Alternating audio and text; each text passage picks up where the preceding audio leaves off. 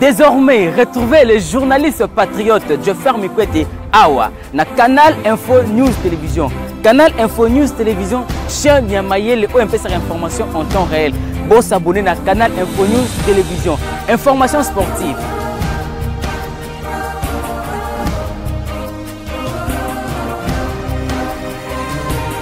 Information politique.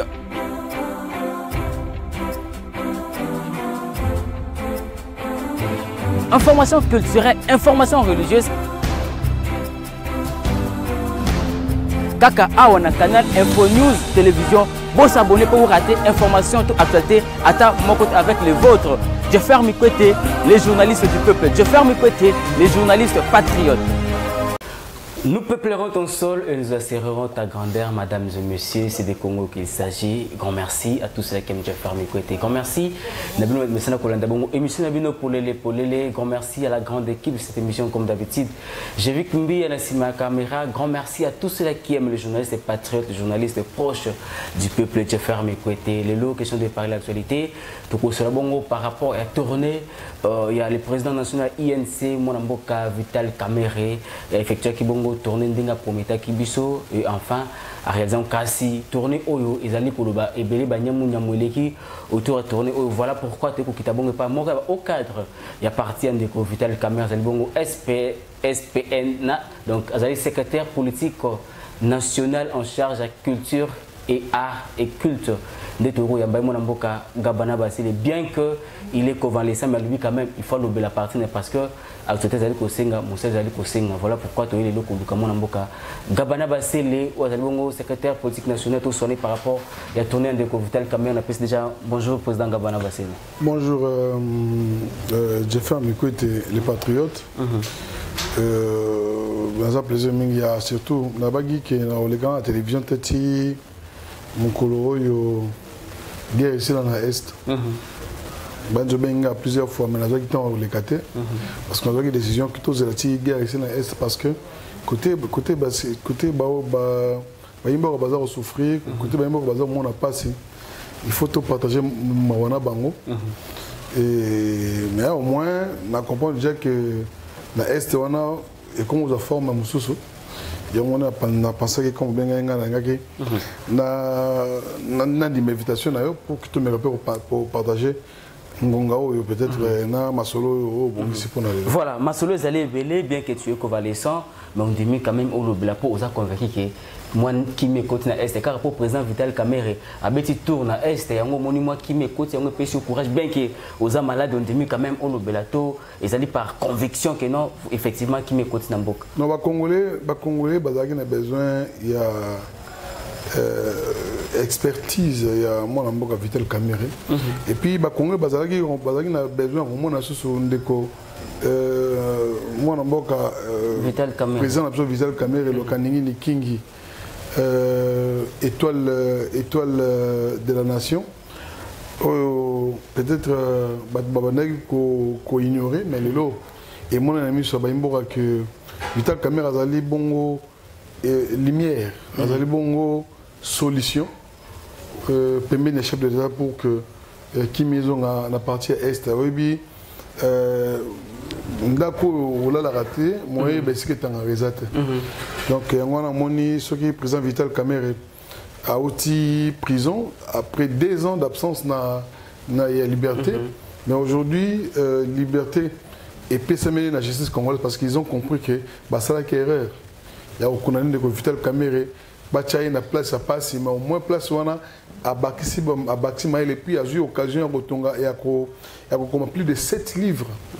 Donc Robimaka tout bisopé tous allez Pandisango surtout dans cette salle culture Laxabinongo un livre au de Vital Kamere abîmé suite d'époque au prison plus de 7 livres. Au bin de Vital Kamere abîmé suite il y a erreur au justice et reconnaître. Est-ce que Vital Kamere abîmé par erreur et justice ou par récompense Mokondambo Katalika Kate accord à Nairobi quelque part habité Nabi Misamoto pour respecter kaka accord parce que actuellement la politique est en bon accord. C'est là l'impression de tout le monde dans des Gabana Basile. On a compris qu'impression on est allé cours de cassation.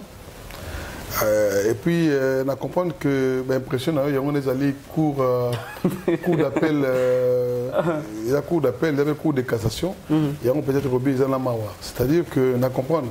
Si la justice est indépendante, si la justice est indépendante, peut-être tu vas comprendre. Mais les gens vont apprendre que la justice est dépendante de eux. Mais non, on a des positions qui tournent, il y a un lobby, même moi, on a 2 ans. À mon avis, président Vital Kamerhe Moïbi, dans les cameaux, peut-être mon avis n'a mis ce que ça y était, mais et puis à mon avis, à Yokaki, le chef de l'État avec c'est un homme correct et honnête. En fait, chef de l'État, c'est le chef de l'État n'a fini qui va congolais. Tu as fini qui va congolais. Tant que Vital Kamerhe, c'est un homme correct et honnête. C'est-à-dire que le chef de l'État fini qui va congolais.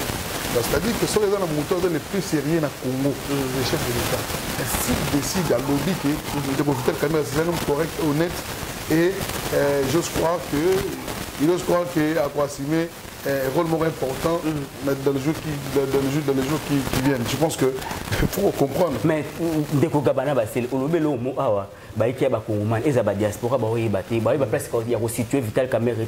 Au but Vital Kamerhe a sa solution pour le chef d'État. Ce qui va tourner, parce que nous avons actuellement Vital Kamerhe a joué rôle ni de fonctionner, a joué actuellement. Dans la République démocratique, donc surtout pour le chef d'État, on peut sa rôle fonctionner. À moins que vous à l'aveugle, à moins que vous à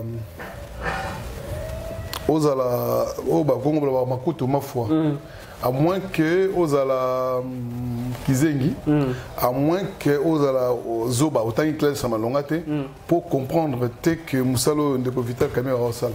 Ça fonctionne. C'est-à-dire que c'est une question de Aza qui directeur à cabinet, Bakanga qui a l'ongwa qui se coiffe. Il y a un lobby na yo boy. Après, Kobima Ndeko Vital Kamerhe, chef de l'État, a bénéficié na la cité de Loya.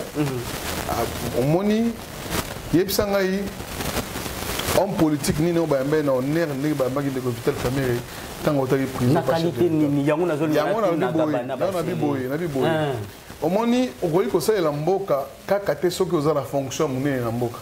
Mais par contre, ce que vous avez le rôle, Mouné et Lamboka, est-ce que donc Kamerhe a un rôle à Mouné et Lamboka. Mais chef de l'État, le bag n'a bino, à moins que vous avez la matoïté, vous avez mis sauté.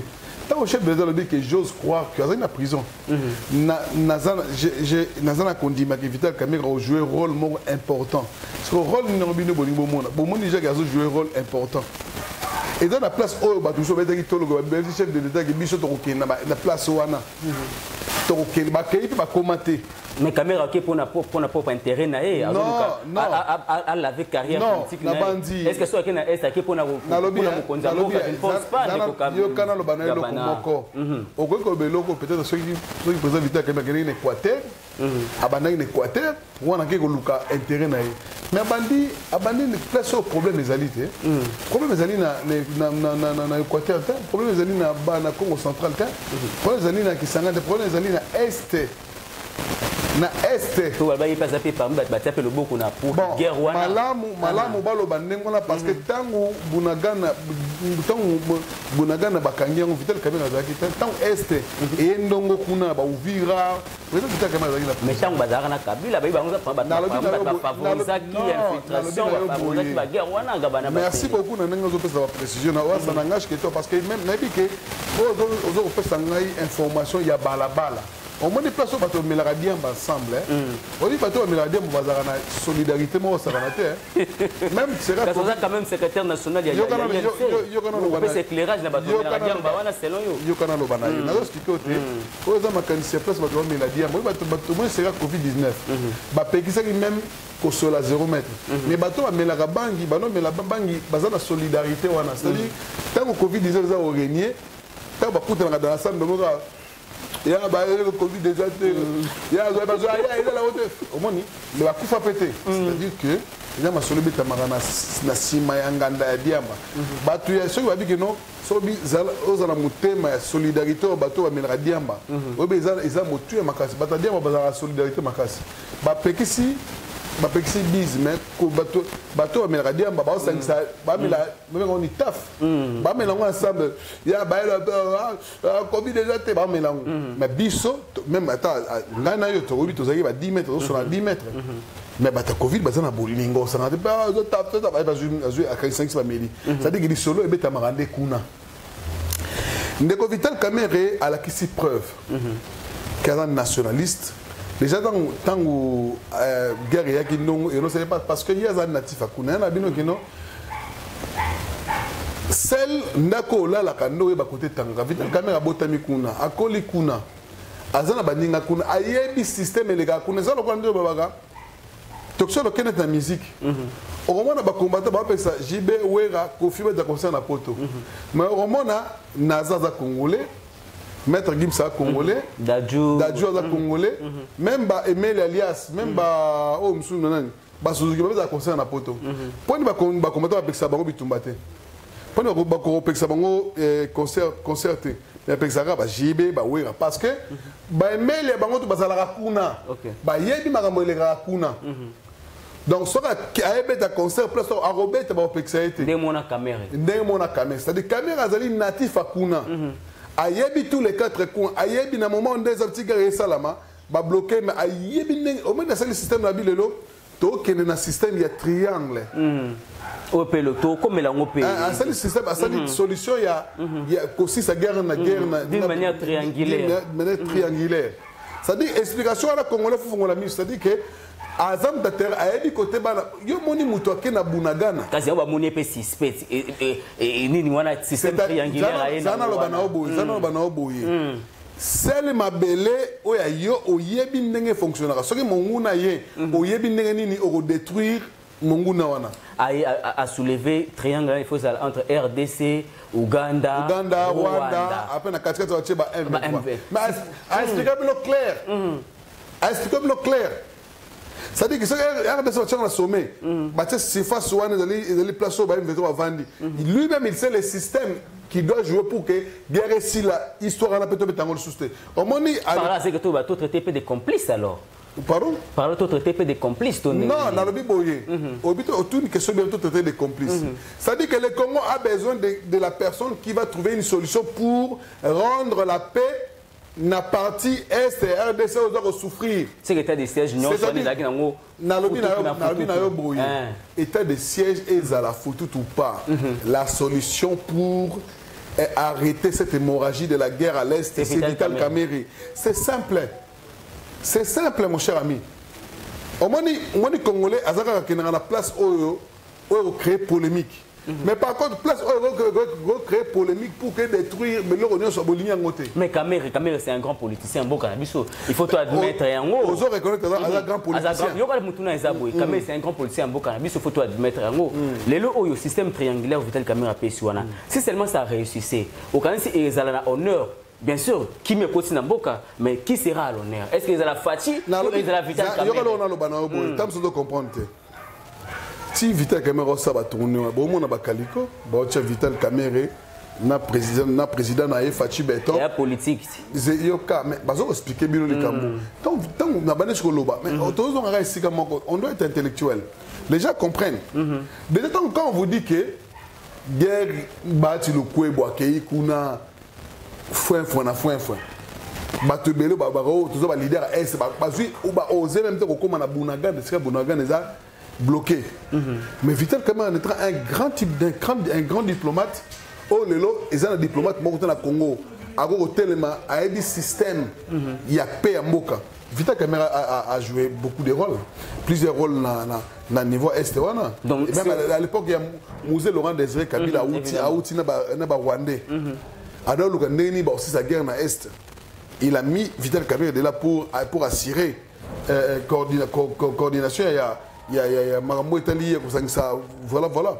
Donc c'est-à-dire que en fait, en fait, nanda ko to vandiao. Ngani na ebi place ni robo mambongo bato monate. So mundati yo ye obo mbongo. So na vana bi que mbongo tient quelque part. C'est que Bati a évité. Na lobi na yo boy. Bati côté on de Bati c'est en fait, fils il y a même terroir en fait, elle n'est pas comparée un leader né, un leader fabriqué. Non, fabriqué avec. Bahati Lukwebo, c'est un leader fabriqué. Ah. Non, le meilleur élu, il y a Est. Na 2018, président Vital Kamerhe. Le meilleur élu, c'est Vital Kamerhe. Il a plus de 200 et quelques mille voix. Au Batoussou va combattre. Lui-même, le monsieur Lukwebo, a été une élection. Non, mais il a évité que ce soit des provinciaux, sénateurs.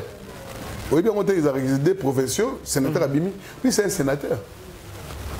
Donc, non, ça une émission politique. Il faut y avoir oui, peut-être aussi des députés provinciaux, des députés provinciaux, automatiquement sénateurs à Bimi. Mais si on a une élection de la députation nationale à Zouate. À Zouate, Vital Kamerhe a postulé à la présidence, a cédé pour la chef de l'État, mais il y a eu des gens, Oyo, n'a pas voté Fachi, parce qu'ils ont voté d'abord Vital Kamerhe. Quand même, Keno a cédé qui poste. Voilà. Donc c'est pour te dire quoi? Et ça, la bataille, on va faire ce que je président Vital Kamerhe, président Vital Kamerhe, président Fachi. Mais le quoi, il y a une autorité morale, a postulé la nationale, va battre.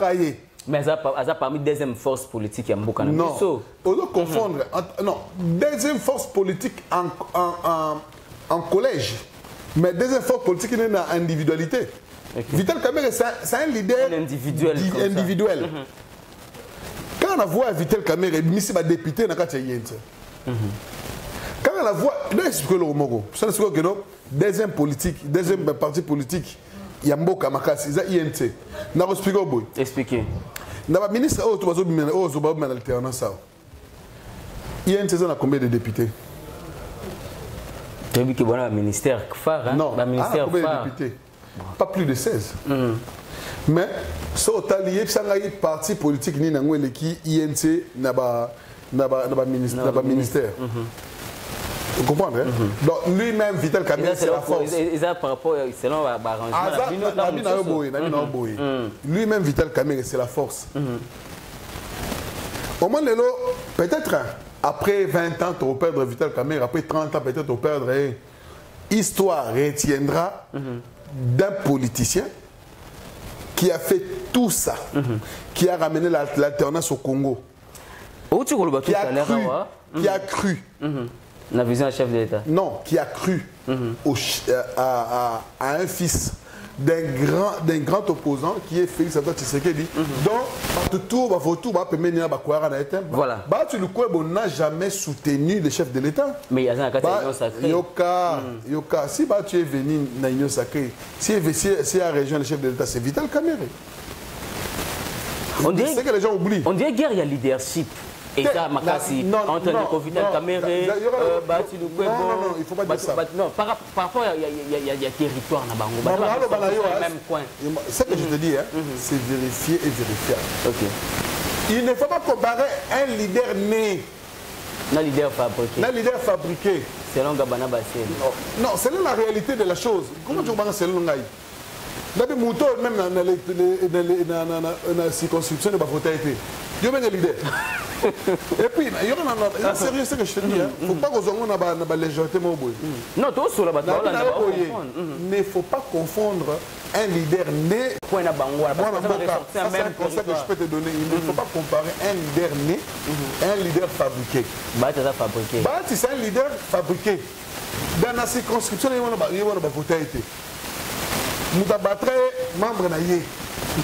Comment on peut comparer Mouto, le meilleur élu à la République démocratique du Congo, qui était candidat à des États qui en faveur, il y a partenaire au chef de l'État, le président de la République.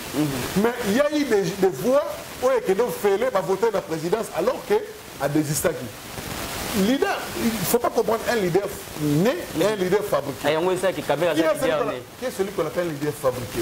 C'est quelqu'un oyo bazé ba tchena mutu vie moyenne aye ba bikomi leader FDC donc munene bongo bazili bati un leader déjà na preuve pour la rater leader le guide na guerre akufa te donc quoi bati apola qui c'est kaza fabriqué yokana lo bano boye nanga lo bano boye loba un leader na guerre apola rater akufa rapete mais Kamere c'est un leader né abotama na ngona 100 et puis un leader né obi ba qualité des amis quel que soit en prison borozuelaye a s'en sortir quand tala ndenge ndeko Vital Kamerhe ba sambwisaki ye na procès 100 jours y compris maintenant moi si ba continuer le dossier moko kutu et ça n'a rien à voir na makambo tali procès 100 jours mais aujourd'hui ba condamné à 20 ans na moins de 6 mois tu peux se mettre Poulousi et Kaig avocat à Kamere. Quand il est arrivé, il a dit, mais ça se voit à l'Aïni. Et les gens, ils ont travaillé. Aujourd'hui, Vital Kamerhe, Balongoli 20 ans, on est commis 13 ans, Balongoli 13 ans, PC Liberté pour du coup, après Balandé sur la cour de cassation, bah quitter. Papa, vu que mon cousin a posé ça, il a stratégie, mon robot, ça, la c'est pas parce que justice les aléos. Donc, cours de cassation, les aléos, cours d'appel les aléos. Bon, il y a problème. Ma solo, en Nganda, aux Obétawana. Bref, tout le monde a vu. Procès 100 jours. Les caméras, comme Azarano, il y a les bossons comme Azarano, l'avocat et Moko. À Sabi, quand même l'avocat Bazari Penenaï. Et puis, l'avocat, il y a Sika, maître Poulousi, vous avez tous suivi, ça n'a rien à voir. Na forme. Quitter Kamere. Et puis, tant Kamere, déjà avant Bima, chef de l'État, il y a un problème avec Vital Kamerhe. Le problème de Kamere, Yemoko a déçu la justice congolaise. Justice Oyemoko. Alors, il a dit qu'un jour, Vital Kamerhe a aussi mis un rôle important dans Mboka. Et du coup, à balaner le procès Kamere Lelo. Alors ça la makamo bateau ba kokre qui te yazo salango. Imagine na tlobi est-ce que yo pena yo ndenge oreille makaba bazolo bake na est kuna Bunagana bakanga ba M23 bazar. Toi tu imagines quelqu'un qui peut oser aller na Bunagana alors après sa message na ba M23. Comment ça a complice ils en ont normal. Non na qui s'il s'avérait qu'ils a complice. Zana banobo yo sera na rebelle zala tana kuluna. Zana kuluna. Rebelle. Yo pese miti no maboko le grenade. Mais bazana ba financer bango. Il y a la binosco boyé. Et ça leur faut pour faire voir que c'est la force. La Kamere. Kamere c'est une force. Donc Kamere demeure la seule solution pour la kimia et surtout la partie. Tant bazolo bango que c'est la force. Yo lo bani.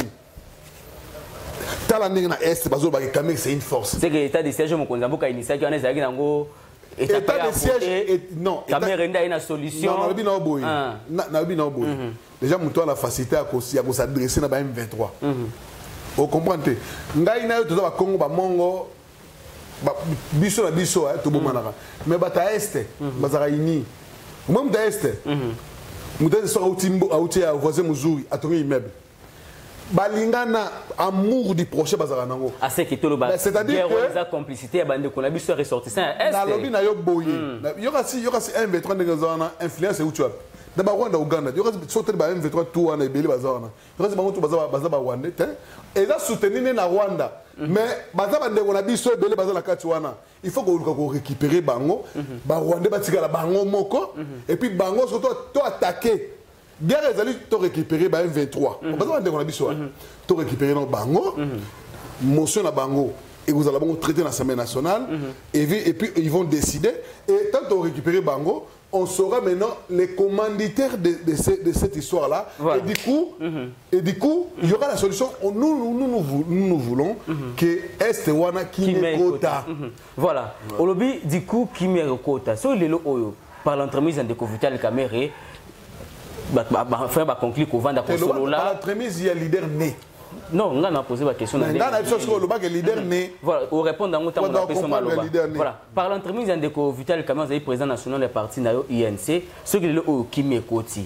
Et que, le système triangulaire qui RDC, Ouganda, Rwanda, Bafandi Basolo, M23 la katikati, Kimia Koti. Bandeko M23 Basu par na Bandik Balingaki et puis Rwanda Bakoti Sikima. Est-ce que lobby pas bango te, faut ba ozonga ne pas na bango. Est-ce que lobby l'adversaire politique à Vital Kamerhe va utiliser stratégie on est Kamerhe à utiliser qui pour que Kimia Koti va que non voilà Kamerhe ça qui commandite, ça par exemple commanditaire. Ndengeni na te Kimia na kati balango ko. Eza politique. Obi San City ta osangisa ba Uberwa, osangisa ba tutuana. Tobi ni baloba ki pona bango. Yo kana bango to bomse ba congolais. Mais tant on négocie ça salami.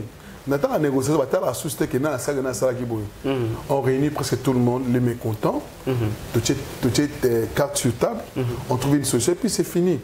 Notre problème c'est de trouver la solution parce que les gens, les temps que tu imagines, il y aura d'autres personnes qui vont mourir. On va perdre beaucoup de personnes, beaucoup de Congolais.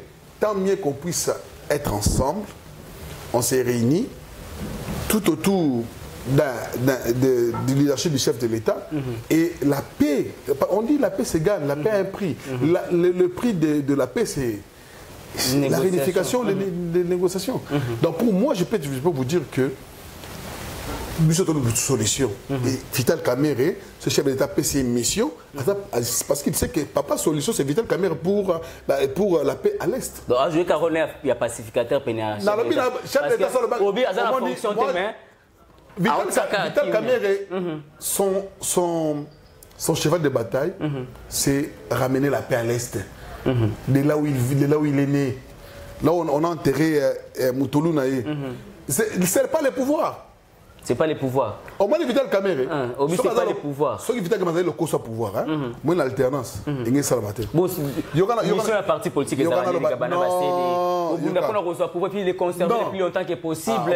On a des définitions d'abino. Mais cette définition, vous allez d'une manière générale de parti politique. Au président Vital Kamerhe jamais a utilisé des définitions pour ça. Ah, il y a aussi la politique. Oui, président Vital Kamerhe. Combien de fois abandonnant la poste, abandonnant le pouvoir pour l'intérêt du peuple congolais. Et on a parti de l'union pour la nation congolaise. C'est l'union pour la nation. Ce n'est pas l'union pour la démocratie. Non. C'est l'union pour la nation congolaise. L'union pour la bien-être de la nation. Pour l'intérêt à la nation. On est parti de l'union. Mais on est parti de l'union pour le regroupement, pour ce qui obtenir. Non. Biso, c'est l'union pour la nation. Nous, notre intérêt, c'est la nation. Il y a un moment Vital Kamerhe. Donc, ce qui est Vital Kamerhe, à côté de prison, parce que son intérêt, c'est la nation, protéger la nation. Dans 2023, on peut conclure que Vital Kamerhe a postulé la sous-souté pour accompagner Vital Kamerhe, son problème, c'est accompagner le chef de l'État pour qu'aujourd'hui, en 2023, il a travaillé, il a réunifié le Congo. Donc, avec le syndicat politique, il a accompagné Kabila, Kabila Kei, il a accompagné pouvoir, ça n'est pas le moment, on pouvoir, on a le côté. Pouvoir. Tant que dit que non, en place, on a la chance Vital Kamerhe, pour lui, c'est le souci du Congo, c'est le souci de la nation, c'est l'intérêt du peuple congolais. C'est tout. Stratège qui est en en 2018, il avait ce pouvoir-là, il y avait l'argent pour que Aben ait pouvoir. Au moins, au moins, l'image de ça, le président Fachi, Moïse Katumbi, président Vital Kamerhe. Tabano Bao, passe Nayo, passe Nangaï. On remarque qui coordonnait le tout. Mais coordonner n'est pas synonyme.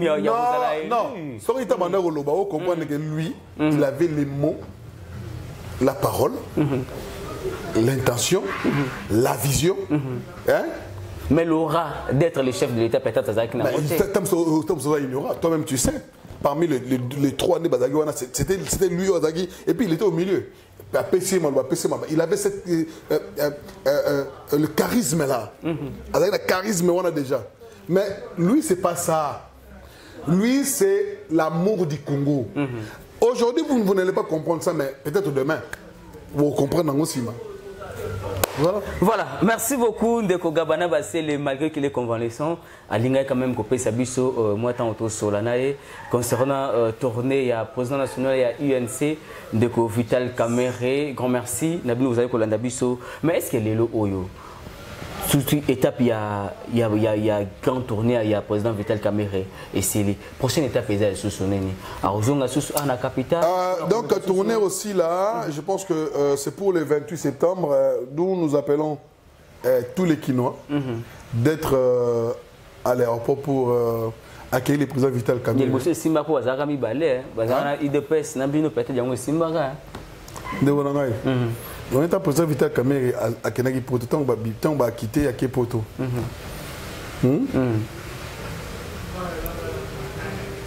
Retour à Simba pour Zara Cash. Sorayaka, à Singatouye à l'aéroport. Il y a un aéroport. Est-ce que vous avez le droit dimanche? Nathan, on a au salaire. Après, qui? Après. Dans quelle église, puisque tu as dit? Et là, on a un journal. Et là, à part l'église, et puis il n'y a pas. Est-ce que vous avez un meeting, moi, au salami, là? Tu vas quitter meeting. Pour nous quitter. Ah! Est-ce que vous avez un fan? Pourquoi quitter? Ah, il y a une sécurité Vital Kamerhe. Leader fabriqué. Ce qui est quitter. Au moins que vous comprenez le leader fabriqué. Mais la chose que les 28 septembre. Non, on est l'aéroport. C'est pour dire que, au moins, ma leader, un leader né, Azalogola, Milinga, Oche Nasea, Mesa, Ozipi, Ocheba, Otobenga, Boulangue, Tuana. Tala. Question moi yelinga ndeko Gabana Basile autour de Vital Kamerhe dans un monde selon lecture nanga ceinture et ça makas tout le monde va mettre avocat va communicateur net va journaliste bozawana tout le monde a plein partie et ça très bien structuré contrairement à la partie musu se botami wumela est-ce que c'est par rapport à idéal tout ça pour que nos INC branchement ça makas Vital Kamerhe a bien né coacher pour ba jeune annonce ba bon au lieu de coacher tout le monde a wana Vital Kamerhe c'est un visionnaire. C'est un visionnaire. Il sait ce qu'il cherche. Et. Ah, c'est servi dans les jeunes, il y a un aboutissement. Et puis, tout le monde a Vital Kamerhe. Même il y a un Vital Kamerhe. Moi, on a fait un bon temps, mais tu viens là-bas. Oui, pourquoi? Parce que tu as les soucis du Congo. Non, les soucis du Congo. Parce que ça, bon, on a des meetings 5 000 euros, on va ok. C'est ok, c'est comme un leader. Kamerhe, c'est un leader né. Il faut retenir le nom, ok. Vital Kamerhe, c'est un leader né. Quelles que soient les pressions, il ne cède pas. Malgré le président Gabana, Naningi, il paraît tourner meeting à Nasekakio. Mais tu il y a un stade sur Afia. Stade Afia. Afia, Banila qui yango, Babeti Kamerhe. Il y a un benga qui pour la confirmation. Focus sur l'activité, tellement monnaie. Partout, le président Vital Kamerhe a accueilli, il y a eu des millions de personnes. Vous filmez stade 4 nanenga 4 image. Stade 4 mais vous aussi vous chantez en anglais. Moi je ne peux pas dire beaucoup de choses. Et pour ça la communicateur, j'ai presque toutes les images. J'ai presque tout. Nao Salami Lelo na Bukavu. J'ai presque tout. Voilà. Il travaille. Nous sommes à Kin. Mais tu travailles. Mais ça, moi, j'étais dans les lits de l'hôpital. Mais je travaillais. Ce n'est pas un parti par défaut. C'est un parti. Contrairement à IDPS. Non,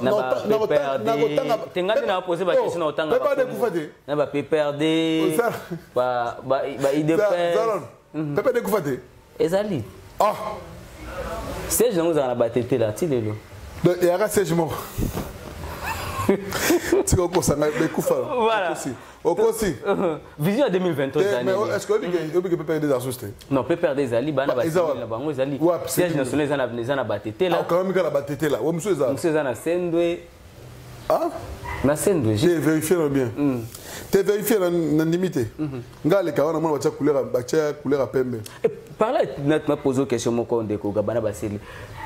Jour il y a sortie médiatique, il y a sortie politique, il y a Ndeko Vital Kamerhe au Zaïwana, il y a président Vital Kamerhe tout le monde qui plan moko ya siège dans le Botonga. C'est une affaire il y a plus de 500 000 $. Moto et tunami bozimbongo wana wapi. Na lobi to za la partie ka moko na Congo au président dans la prison. Tout ça les collecte il y a chaque membre paie ça $1. Obi na est wana na Chabun na est kuna. Ndia ngale pesi bine bela. Non, il y aura otinga na lobate, tinga na lobana pe même sur maele. Déjà ministre, il va falloir $45 000. Par mois, 45 000. Déjà, chaque mois, n'a qu'à partir de Bisso, chaque ministre a foutu la cotisation à ça. Président dans la prison, ça collecte les gens dans la vie à Nova. Au moins, même Ngayawa, il a fait une contribution à Ngaï. Nous sommes payé $50 000, tout le monde même pas particulier va payer $100 000, on a tout suivi. Ta INT, ils ont parti organisé. Moi je te dis, ils ont parti monter na Congo, ils ont été les INC na réflexion. Tout ce monde est parti muto, parti d'assurer va gagner leader boy, parti Koufi. 2 ans. Parti au lieu batuba qui m'a batuba qui ça. Il faut côté la ville qui toujours préservé, le ministère la ville là non, par contre, la ville va bouger que l'autre peut-être moi on a garder quelques minutes. Bazande discipliné. Ba membre ba ministre INC ba ministre ba discipliné même na ba député ba discipliné. Mais l'euro a bengi patrimoine. Il y a un patrimoine national pour l'intérêt du peuple congolais. Voilà. Tokomina Soukandeko Gabana Basile en 2023. Au bout déjà ce qui est élection vous allez président national INC a postulé pour nous accompagner. Na lobé le côté mais na biga que le président Vital Kamerhe accompagne le chef pouvoir. Alors quoi ça pouvoir accompagne le chef de l'État. Et puis pour lui c'est pas seulement être candidat à la présidence, c'est chercher l'intérêt de la nation congolaise. C'est d'ailleurs le devise de notre parti. Et puis la signification de notre parti, c'est l'union pour la nation congolaise. C'est ce qu'on appelle INC.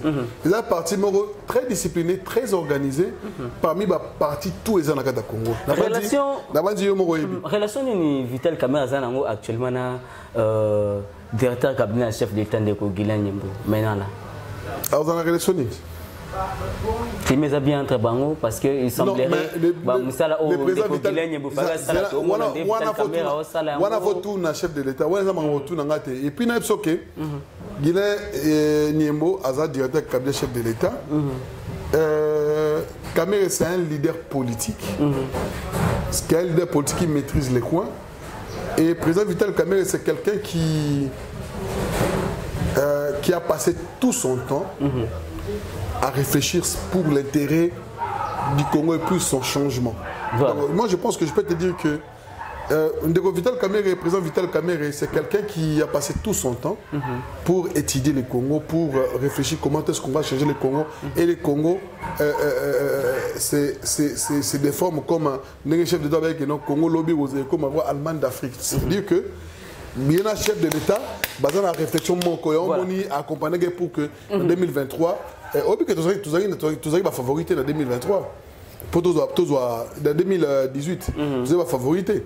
Mais si tu as pouvoir, c'est-à-dire que Vital Kamerhe. Non, stratégie de Baroumi Balé pour ne pas dire parce que stratégie de président Vital Kamerhe, mais idée à Baroumi Balé, est-ce que Vital Kamerhe à cause de la réserve stratégique pour que le prochain gouvernement Simba, la poste de premier ministre, il peut assumer? Il y aura un banao. Intérêt à président Vital Kamerhe, ils allaient prématurité. Ah bon, il y a un bon. La bandée de les pouvoirs du chef d'État, c'est pouvoir discrétionnel. Avant de nommer président Vital Kamerhe, nous devons tout nazat. Nous devons tout naïe. Azat. Pourquoi on peut avoir à péter ce banane? Yo kana lo banayo. Avant la grande tous ababi bonde zabo, je nomme Vital Kamerhe président de l'Assemblée nationale. Avant la non président de l'Assemblée nationale c'est autre chose. Premier ministre. Nous devons les ménazate. C'est lui qui est le garant de la nation. Il a un pouvoir discrétionnaire. Voilà. C'est-à-dire que l'intérêt pour Vital Kamerhe, ce n'est pas la primature. C'est comment est-ce que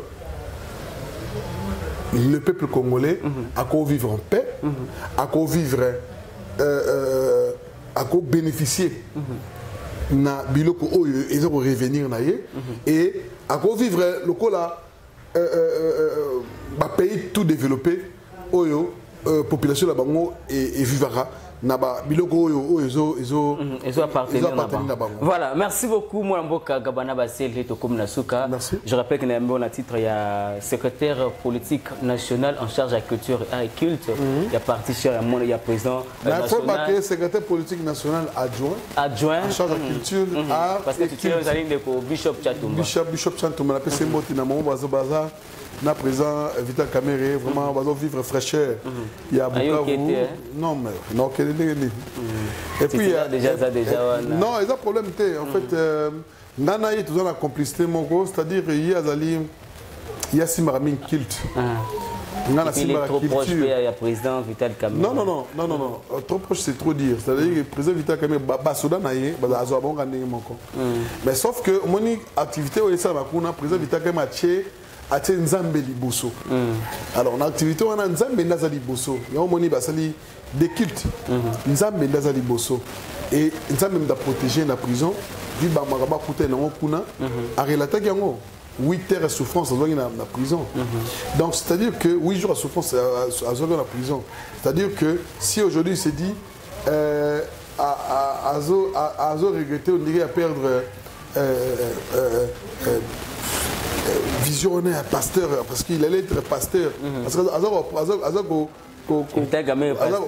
oui, oh, mais il y a eu un que Mamouta les casos, Azo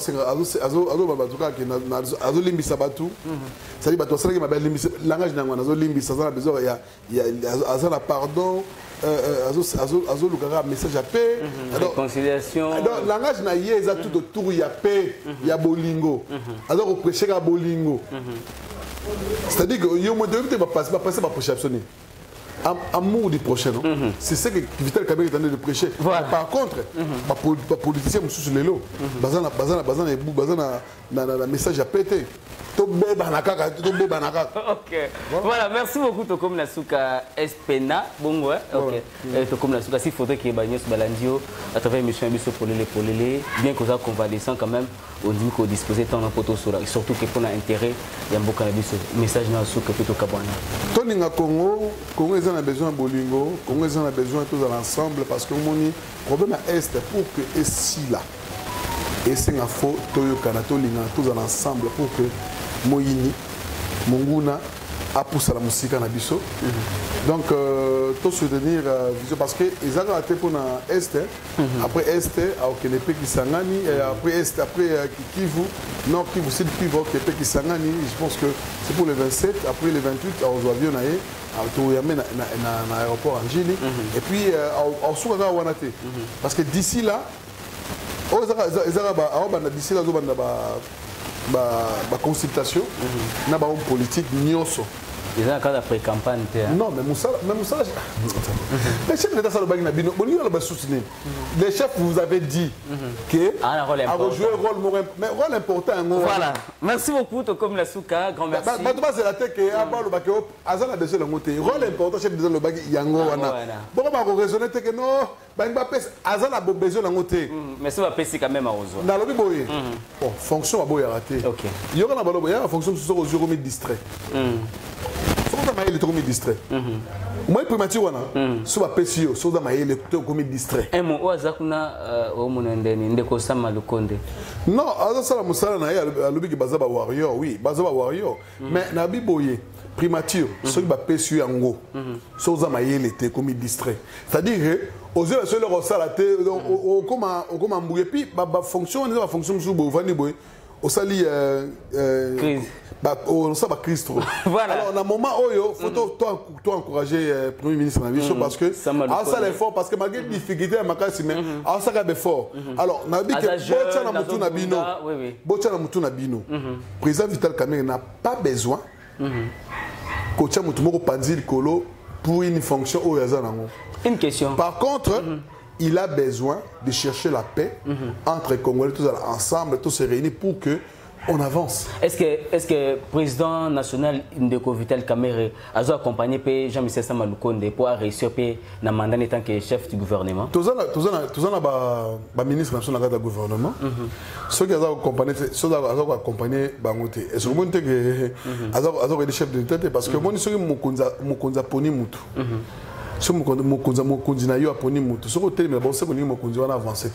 C'est-à-dire que nous, en étant membre de l'Union pour la nation congolaise et avec notre président, nous soutenons l'action tout chef de l'État pour que les Congo puissent devenir l'Allemagne d'Afrique. Voilà, merci beaucoup. Tu as dit que mission pour les crânes Lobaka, tout le Congo pour les partis politiques parce que les partis politiques et Koku Fakasi, Jitunga et Kolumabele et Kotikala, c'est qu'on a seko. Grand merci Nabi Ouzaki Bele pour l'Olanda Bisso. Grand merci Najevik Mbi en ma caméra. Grand merci Nabi Mios Belenga Rabongo. Je ferme le côté des journalistes et patriotes. Ceux qui sont sur ma saison, nous rendez-vous prochainement. Même plaisir, même ambiance. Merci et bye bye.